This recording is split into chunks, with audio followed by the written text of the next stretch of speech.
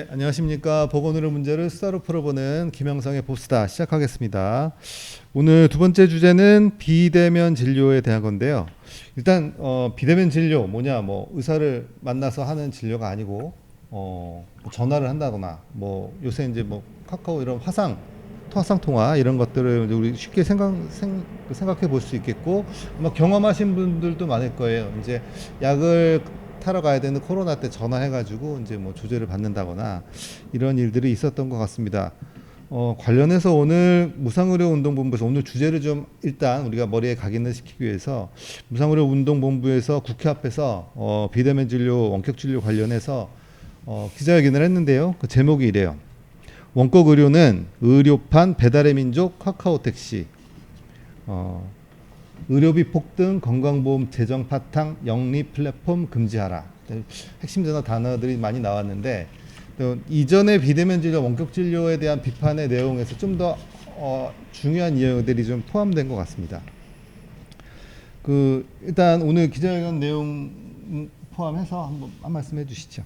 일단 지금 기자회견 하게 된 거는 지금 정부 여당이 원격 의료를 합법화하겠다고 지금 법안을 이미 성안에서 낸 상황 아닙니까?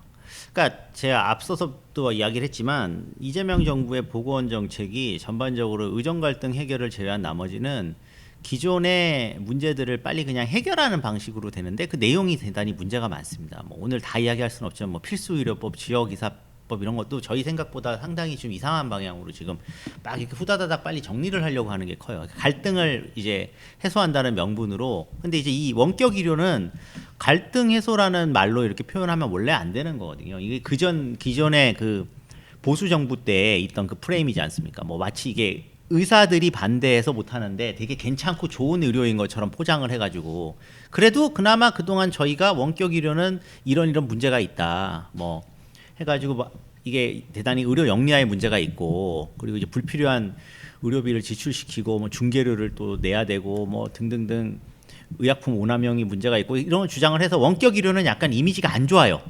그랬는데 이제 문재인 정부 때 이 세력들이 있거든요. 이 중개 업체들, 의료기기 업체들, 그다음에 개인정보 이거 업체들, 그다음에 여기 연동하는 민영보험사들 다 이해관계자들 아닙니까? 이거 하고 싶어하는 사람들.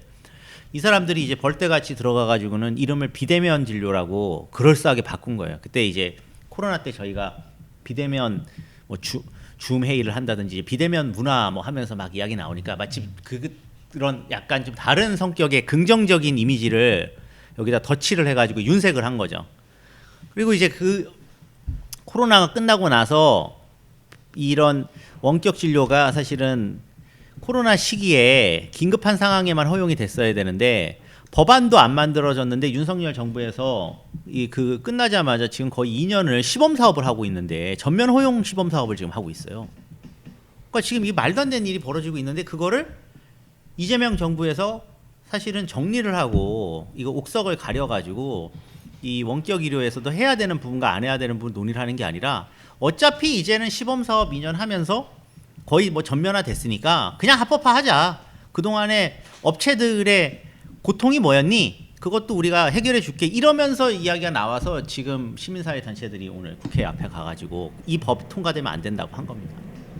그러니까 우리 원격 의료였으니까 원격이면 먼 거잖아요. 거리가 머니까 어쩔 수 없이 해야 되겠네. 이제 이렇게 이제 주장을 했던 건데 실제로 이들이 원하는 건 원격이 아니고 그냥 병원에 가지 않는 것들이기 때문에 아마 이름을 이렇게 바꾼 것 같습니다. 원격이라면 뭐 오지라든가 섬이라든가 이런 것들만 떠올리게 했었는데 이렇게 바꾼 것 같고, 뭐 이런 문제가 있긴 있었나요? 어쨌든 뭐 그동안 탈모제나 뭐 탈모 치료제나 뭐 비만 치료제, 유고비 같은 거 이런 것들이 이제 좀 제한이 있으니까 이런 것들을 이렇게 뭐 이런 플랫폼을 이용해서 성지라고 하죠. 그런 거 이제 잘 띄워주는 처방전 잘 띄워주는 이런 것들 때문에 오남용에 문제가 있다. 그래서 이런 것들을 못하게 잘 정리를 해줘야 된다. 이제 이런 식으로 정부는 그 보도 자료인가요? 그 자료에 이렇게 냈더라고요. 이런 것들을 이제 정리를 해야 되기 때문에 제도화해야 된다는 것을 전면에 내세우고 있고, 또 한 가지는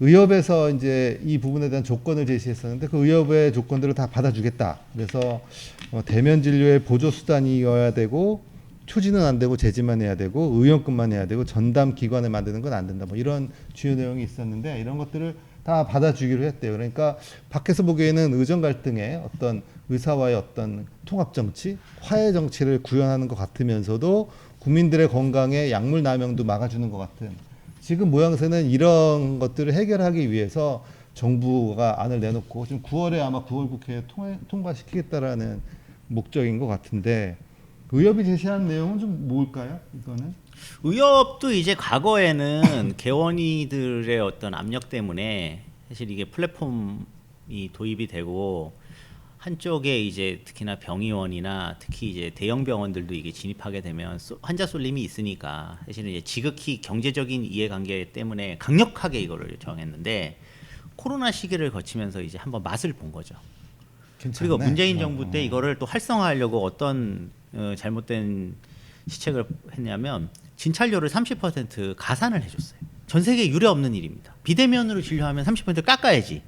비대면으로 진료했는데 대면 진료보다 진찰료가 30%씩 다 더 비싸요. 그러니까 비대면 진료 그게 쿼터가 있거든요. 비대면 진료를 전체 진료에서 그러니까 전담 기간은 원래 안 되는 거니까 한국이 그러니까 그 비중을 영리한 병의원들은 이미 다 채워서 수익을 극대화하고 있었던 거예요. 그러니까 이제 협회 안에서도 비대면 진료 원격 의료 반대할 게 아니라 우리도 이거 최대한 여기서 단물 빨아보자라고 하는 게 지금 이견이 되다 보니까 합의점에 이제 도달한 거죠. 그러면 여기서 국민들은 어떻게 되는 거예요? 만약에 지금 이야기한 대로 만약에 된다면은 현재의 진찰료 30% 가산이 유지될 가능성이 높아요. 그러면 진짜 어처구니 없는 거죠. 이것도 아까 앞서서 이야기한 건강보험 재정과 관련인데 건강보험 재정을 이런 식으로 낭비해도 됩니까? 그다음에 이제 두 번째는 이 본질적인 논의에 대해서 언급을 안 하고 있어요. 제일 제가 봤을 때 이 비대면 진료에서 본질적인 논의는 이 중개 업체의 문제입니다. 중개 업체가 다 영리 기업이거든요. 그러니까 중개 업체가 그 영리 기업이라는 거는 저희가 한국에서는 의료업은 영리적으로 못하게 돼 있잖아요. 의료인만 개인이 개설할 수가 있어요, 의료기관을. 그리고 법인 형태는 전부 비영리 법인만 개설할 수 있는 겁니다. 그래서 저희가 영리병원 반대한 거잖아요. 그런데 여기에 상법상 회사가 중개를 하게 들어오면 사실상은 이 치과계에서 예전에 그 반대했던 유디치과 때 있었던 그 MSO 경영지원회사가 컨트롤하는 방식과 유사하게 영리 기업이 중간에서 본인들이 이익을 이렇게 가져가는 요 모델이 들어오는 겁니다. 이게 본질이에요, 지금. 누군가 현재. 거기에 돈을 낼 것이고 거기서 수익을 창출할 수 있는 어떤 구조가 중개 업체를 통해서 발생한다. 그러니까 작년 국감에 나온 거를 보면 지금 이 비대면 중개 앱의 업계 1위가 닥터나우라는 회사인데 닥터나우는 의약품을 중개하는 회사를 가지고 있어요. 그럼 자기들이 공급하는 의약품 중개 업체와 계약하는 병의원을 앞쪽 순위에 띄워주는 방식으로 앱을 운영해 와서 문제가 됐다고요. 이미. 그리고 지금 그 펀드가 막 200억, 300억 지금 상업펀드가 닥터나우가 이제 업계 최고가 되면 이제 그게 합종 연행을 하면서 어느 순간이 되면은 저희가 이제 택시에서는 카카오 택시가 다 먹고 배달에서는 이제 뭐 배민이나 뭐 몇 개가 이렇게 다 굴지의 그 앱이 거의 장악하잖아요. 어느 순간 이제 몇 개는 도태되고 한쪽으로 이제 쏠려가잖아요. 이게 대세가 되면 과점이 중개. 예. 그러면은 어떻게 되냐? 그때부터는 이제 여기서 또 다른 영리적인 수익 모델들이 창출이 되는 거죠. 근데 이제 한번 생각을 해보시면 국민들이 내는 건강보험료를 우리가 대부분 건강보험 진료고 진찰료는 다 건강보험이잖아요. 당연지정제니까.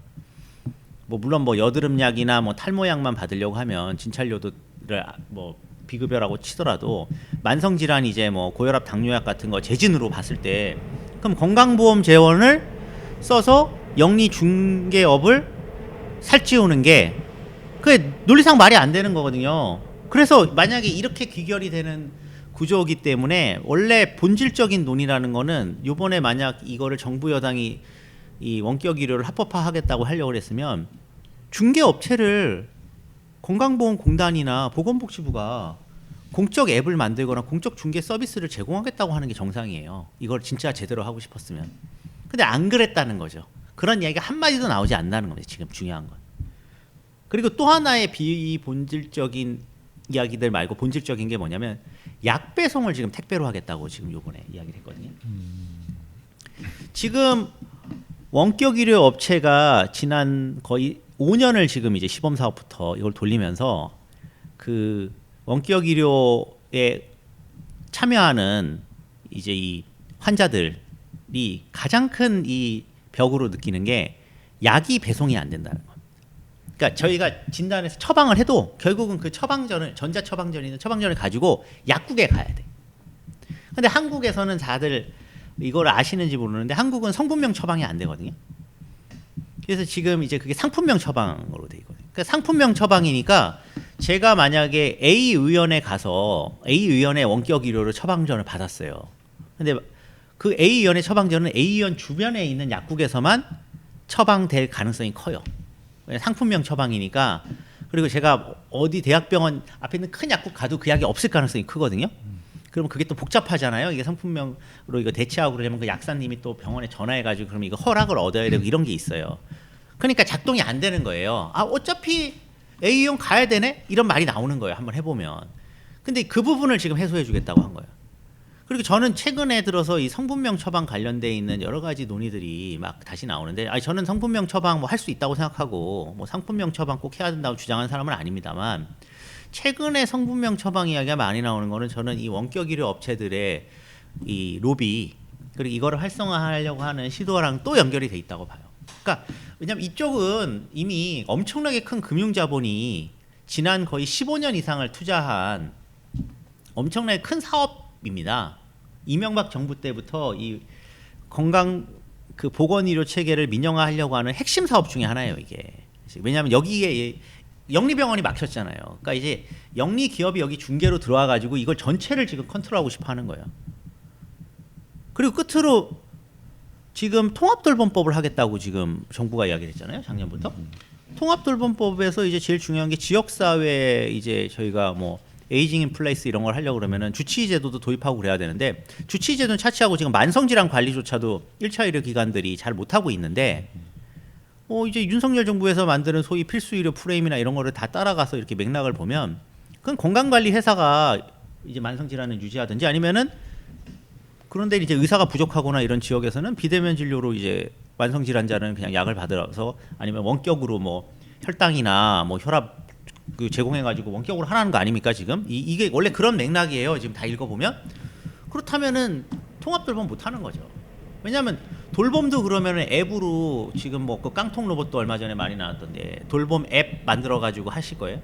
시리로 그냥 말번 로봇? 그런 이야기예요. 지금 이 이야기 자체가 상당히 공허한 이야기들을 섞어가지고 본인들의 그 돈벌이에다가 다 끼워 맞춰가지고는 실제로 본질적인 이야기를 하나도 안 하고 있는 거예요.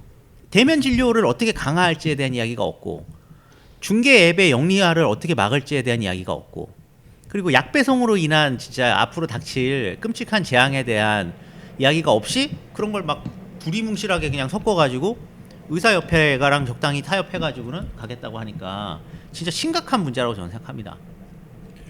오늘 기자회견도 이제 그런 부분에 있어서 이제 핵심을 이제 찌르는 내용이었고, 영리 플랫폼을 반드시 그 철회해야 된다, 이 부분에 대해서 강조를 했는데, 기억에는 이런 느낌이 들어요. 우리에게는 건강보험공단이 있고, 의료 공급자인 병원, 병의원이 있죠. 민간이 다수이고, 그다음에 환자가 있고, 이 세 개의 구조 안에서 의료비 지출이 나오는 거였는데, 그 사이에는 비급여 진료도 있던 거고. 근데 이게 이제 어마어마하게 커졌죠. 우리나라 의료비 지출이 엄청난 빠른 속도로 좀 증가하고 있는 상황이고, 그다가 고령화되고 있는데, 여기에 어떻게든 숟가락 수준이 아니겠죠. 여기서 어떻게든 사업을 만들고 싶은 영리의 어떤 욕심들이 있었을 텐데, 그동안 과거에는 이제 의료 민영화하면 이제 삼성생명에서 시작된 준비했던 그런 플랜처럼 보험업을 통해서, 그래서 건강보험을 어떤 민간 보험이 같이 들어가가지고 건강보험이 흔들릴 수 있는 구조를 하려고 이제 노력을 많이 했었죠. 사실은 실손보험도 저희가 초기에는 저희 보건의료 단체들이 굉장히 막으려고 노력을 했지만, 그 부분은 어느 정도 이제 막진 못해서 실제로 국민들은 건강보험 말고 자신들이 각종 생명보험이나 이런 것에 또 부수적으로 들어가는 그런 실손보험이나 이런 민간보험들을 이용을 하고 있는데, 이 부분에서 반절의 성공을 거뒀다면 뭔가 다음에 어떤 우리 국민들의 건강을 기회로 돈벌이를 하고자 하는 데 있어서는 가장 크게 건강관리 서비스라든가 이런 것들이 여러 가지가 있었는데 이거를 요번에 전체적으로 한 번에 좀 해결할 수 있는 그 좋은 기회가 작은 것처럼 보이지만 비대면 진료에 영리 플랫폼을 넣으면 마치 쿠팡, 우리가 쿠팡이나 배민 처음에 생겼을 때 저게 뭐야 싶었잖아요. 지금은 우리의 일상을 지배하고 있는 것처럼 아주 작은 변화를 조용히 만들어서 이 부분부터 우리의 건강에 있어서의 많은 부분들이 사업화되려고 하는 게 아닌가라는 좀 생각이 들어요. 맞습니다. 또 심각한 뭐 문제죠. 어떤 문제가 있을까요? 제 생각에는 어쨌든 뭐 그렇게 되면 우리가 병원을 선택하는 거에 있어서 어떤 자유를 갖는 것 같잖아요. 우리가 식당을 선택하는 데 있어서 맛집을 쉽게 구별하듯이 잘 보는 좋은 병원을 그 후기를 쭉 보고 가게 되겠죠. 지금 여러분이 뭐 네이버 지도에서 그 의료기관의 그 평가를 이렇게 보고 가듯이 뭐 지금 뭐 어쨌든 규제 때문에 뭐 칭찬 일색이긴 한데 구별하기 좀 어렵긴 하지만 이제 그런 것들을 좀 더 사업화하고 고도화하게 되면 일정 부분의 어떤 그 의료기관의 어떤 집중도 생겨날 거고 어느 날 우리 동네 각종 이름의 의원들은 사라지고 통일된 의원들이 이제 네트워크 형식의 뭐 그런 것들이 어쩔 수 없이 받아들여질 수밖에 없는 이런 구조로 가지 않을까 생각이 들고 그 와중에 이제 뭐 의료 홍보라든가 이런 것들도 어쩔 수 없이 무너지게 될 수밖에 없는 의료인들로서는 그런 걱정을 해야 되는데 의협은 참 좀 저는 한가롭게 이거를 동요해주고 있지 않은가 이런 또 생각을 들기도 합니다. 그리고 이제 지난 한 10년간 뭐 물론 그 전에 엄청나게 크게 저항했었잖아요. 기억해 보시면 박근혜 정부 때 이거 법안 아예 막으려고 막 협회 막 상근 부회장이 막 뭐 분신안이 많이까지 하고 막 난리가 났었잖아요. 원격 의료 막으려고. 예, 근데 지금은 이제 그런 이야기가 아예 없지 않습니까? 그게 왜 그러느냐라는 거예요. 그 사이에 이미 이 의료 공급자들의 상당수가 여기서 이제 이익을 보고 있다는 거죠. 그리고 실제로 이런 의료 중개업에 투자를 하는 의사들도 많다고 저는 생각해요, 이제는. 그리고 이제 그 어떤 이익 배분 구조를 이미 설계를 했다고 저는 거의 보거든요. 그리고 그거를 조장을 한 거고요. 그러니까 실손보험하고 비슷한 그런 구조입니다. 실손보험이 확대되는 과정에서 제일 중요한 역할을 한 게 사실은 의료 공급자들이잖아요. 실손보험이 가입되어 있으니까 손쉽게 사실은 효과적이지도 않고 비용 효과적이지는 전혀 않은 것들을 이제 마구 공급하게 된 거잖아요. 원래 그 전문가로서의 어떤 자존심이나 윤리의식이 있다고 하면 본인들이 거기서 이거 효과가 그만큼 있지 않으니까 하지 마세요라고 말을 해야 될 사람들인데 신나게 이제 거기서 그걸 한 거야. 어차피 누이 좋고 매부 좋고라는 식으로. 그러다가 요즘에 이제 뭐 실손에서 뭐 이제는 이제 실손도 이제 민간 보험이 거의 4천만 명 이상 가입하니까 그쪽에서 이제 지금 뭐 전산 청구 간소화 들어오면서 우리도 심사평가하겠다. 특히나 작년에 이제 윤석열 정부에서 이 자리에서 몇 번 이야기했지만 의료개혁이라고 포장하면서 사실은 이제 민영보험 활성화를 하려고 했던 전략 중에 하나가 민간보험회사가 이제 비급여 가격도 의료 공급자랑 협상하고 심사도 하고 이걸 다 그리고 청구하면은 그냥 직접 공급자한테 돈 주고 받고 건강보험처럼 하겠다고 아예 플랜까지 나온 거 아닙니까? 그렇게 할 수 있었던 힘이 어디서 나왔냐는 거예요. 실손보험 시장이 4천만 명까지 확대된 거예요. 근데 그 확대에는 또 공급자들이 엄청나게 도덕적 해이로 같이 또 기여를 했죠. 그러니까 이게 지금 똑같아요. 원격 의료 처음에는 문제 있고 다 반대하다가 대한의사협회에 있는 이제 상당수 이제 위원들이 단물 빨고 이제 여기서 진찰료도 30% 가산해주고 커터까지 채우니까 수익 늘어나고 그러다 보니까 이제 뭐 그 업자들이 와가지고 여기 뭐 투자하세요. 미리 뭐 지금 비상장 주식이라도 갖고 있었다가 이게 갑자기 또 무슨 저희 최근에 그 백종원 그런 가게들처럼 한번 이제 상장해가지고 뻥튀기 뻥 찍히면 진짜 거기서 엄청 그거 노리고 지금 하는 거거든요. 이 투기 세력들이 배달의 민족 이런 거 이제 주가 상장했을 때 한번 뻥튀기 하듯이 우리께 갑니다. 우리 밀어주세요. 이거 지금 하고 있는 거라고요, 같이. 그러니까 국민들의 그 건강과 안전, 의료의 질 그리고 앞으로의 닥칠 문제, 한국 보건의료 시스템의 문제 이런 거를 지금 아무도 생각하고 있지 않다는 거예요. 이게 지금 심각한 문제죠. 그리고 끝으로 지금 실손 24라는 앱이 지금 이미 도입이 돼 있습니다. 이제 2023년 10월에 국회 정무위에서 민주당이랑 이 국민의힘 그 정무위원들이랑 국회의원들이 짬짬이가 돼가지고는 국민들이 편리하다고 그 전산 청구 간소화를 통과시켜줬잖아요. 그래서 실손보험사 연합회인 보험개발원이 그걸 중개하게 돼 있고 이 중개하는 앱이 실손24입니다. 근데 최근에 이재명 정부 들어서 이제 9월에 금융위원회에서 이 위원회를 만들었는데 그 내용이 뭐냐면 실손24를 어떻게 활성화할지예요. 그럼 이제 만약에 지금 제가 봤을 때는 이 원격의료 법안이 합법화돼서 통과되잖아요. 그러면 실손24가 자기 앱에 원격의료 중개를 안 할 이유가 없어요. 거기는 이미 투자하는 금액 자체가 다릅니다.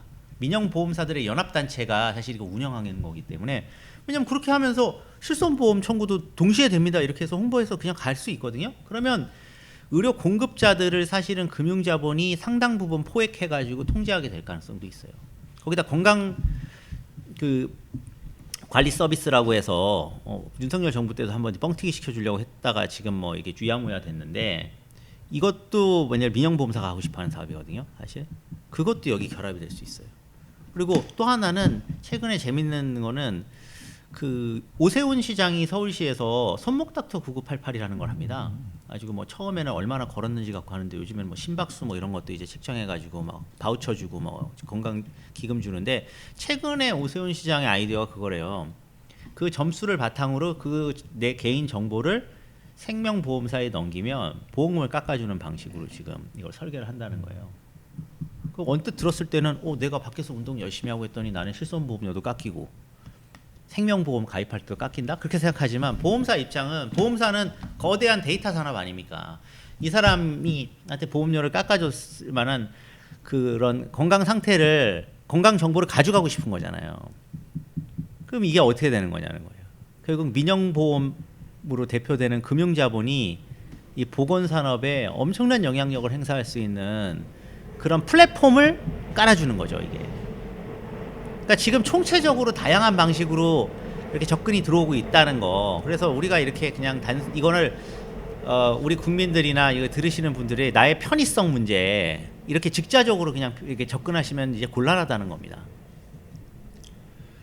뭐 쿠팡이 들어오거나 뭐 카카오택시가 들어와서 뭐 카카오택시는 사실은 뭐 우버택시는 뭐 못 들어오게 하고 뭐 이렇게 했지만 쿠팡이 들어와서 사실은 굉장히 백화점까지도 거의 굉장히 물류에 큰 변화가 와서 사실 작은 기업들은 다 사라지고 이런 것들도 있는 반면에 또 편해지지 않았냐 이런 것도 오해할 수 있는데 이게 의료 부분에서는 전혀 다른 이야기인 것 같습니다.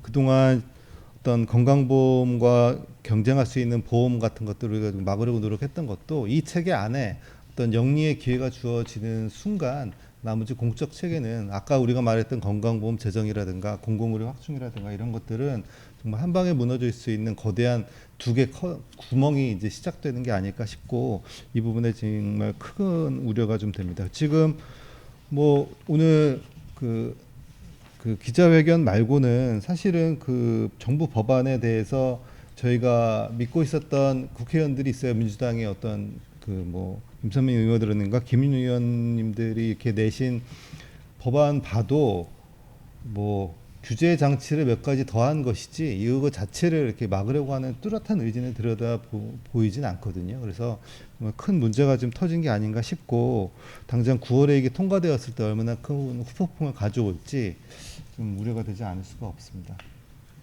한 말씀 더 하실 게 있을까요?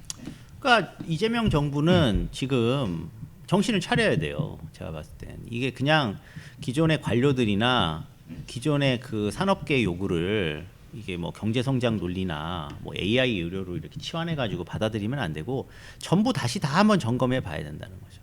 그러니까 원격 의료 자체를 제가 하지 말자는 게 아니라 그렇다면 이 중개하는 업체를 어떻게 규제할지 최소한도 정부에서 뭐 그런 문제들이 없는 개인 건강 정보가 털린다든지 아니면은 자신의 경제적 이익이나 뭐 주가 상승 등을 목표로 하지 않는 그런 공적인 앱들에 대한 계획을 지금 내놔야 되는 거 아니에요, 상식적으로. 근데 그걸 왜 안 하냐는 거죠. 그러니까 그거는 그만큼 이런 부분들을 지금 호도하고 있고 거기에 대해서 언론이나 전문가들이 이거를 명민하게 잘 대응해야 되는데 대응을 못 하고 있는 지금 좀 딱한 상황에 이게 봉착이 돼 있고 보건의료의 모든 쟁점을 윤석열이 2,000명 증원안으로 다 의정 갈등으로 이걸 다 블랙홀로 빨아 들어가서 그간에 이런 논의들을 계속 했어야 되는데 그 논의가 지금 진행이 하나도 안 돼 있고 그러니까 지금 관료들이랑 기업들이 하자는 대로 나머지 정책들이 지금 막 빨려 들어간다. 이게 아주 지금 심각한 상황이라는 점을 재차 말씀드립니다. 내란의 후폭풍 중에 이것도 하나가 아닐까 생각이 들고요. 다음에도 이 부분에 대해서는 어쨌든 그 국회 그 끝나고 나서 그 결과에 따라서 한 번 더 다루는 기회가 좀 꼭 필요한 것 같습니다. 오늘 수고 많이 해주셨고요. 이 정도로 마치도록 하겠습니다. 감사합니다. 고맙습니다.